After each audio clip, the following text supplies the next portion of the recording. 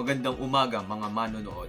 Ako nga pala si Christian Jared M. Digia, ang inyong podcaster para sa Ang Kapitolyo. Start now. Alam niyo ba ang issue sa West Philippine Sea? Ang tunggalian ng China at ng Pilipinas. Grabe yung mga nadamay doon. Lalo na yung mga mangingisda natin, mga lokal na mangingisda. Dahil inaabuso sila ng mga Chinong Coast Guard doon dahil gaya nga nung latest na alam kong balita ay binubugahan sila ng water cannon para mapaalis dun sa kiniklaim nilang teritoryo na sa atin naman talaga.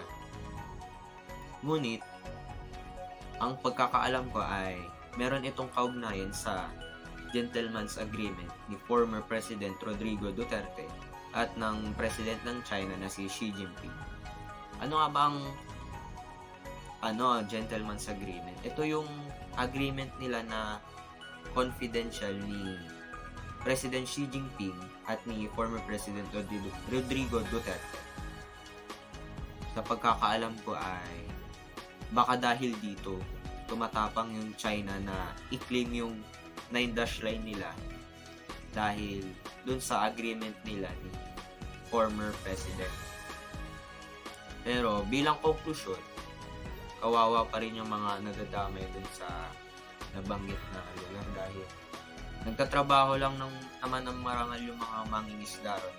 Sabay pinagtatabuyan sila ng mga banyaga na hindi naman nagmamay-ari ng sariling lugar.